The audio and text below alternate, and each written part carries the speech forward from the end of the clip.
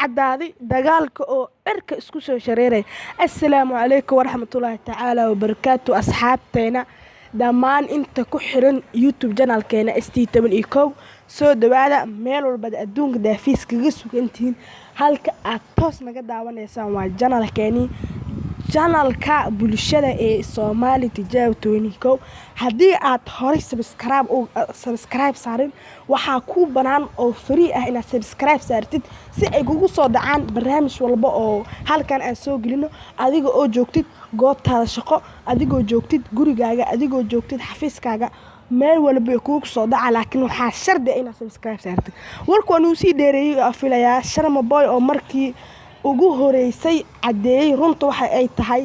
ciil daraadiisa uu ooyay taas marna barnaamijkan inaan hore u soo qaadano hore ayaa u soo qaadanay laakiin markaan waxaan rabnaa inaan cadeeno qoraal uu soo dhigay bartiisa Facebook ninka la yiraahdo Daahir Cali soo qoraalkan waa kan Sharma Boy intuu xigaa laakiin qoraalku uu Facebookiisa soo dhigay intuu xigaa qoraalku wuxuu dhacayaa sida tan 20 jir wuxuu yiri hadalkan waa hadal hadii oo si loo eedo noqonayo dacaayad wuxuu yiri 20 jir ka adag bir oo in waba waxa la keenay ninka la yiraahdo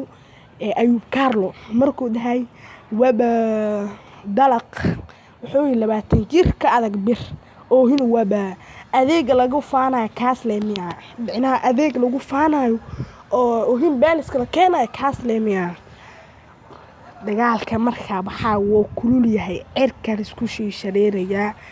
xaaladani way cakirantaa sida uu xaalka noqon doono maanta adiga idaawanaya ma ogid aniga ku daawanaya ma ogid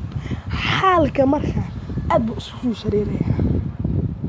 runtii waa dagaalkani wax laga qaban karo oo hadda la sheegay ma jirto wax laga qaban karo oo hadda la sheegay ma jirto dagaalkan inuu soo dhamaado umaleynaa waagi hore ee Daahir Cali soo wooraal galiyay Sharma Boy raar galino siiyay markii way israar galiyeen afis markuu dhacay afiskaas oo dhacay ayaa markii dambe Sharma Boy afka furtay narag ay hadii ciidu dilo afka furanayo waa sax xaq u leeyahay midaas muuqaalkeena bartaas ayaan ku soo gabay lahaa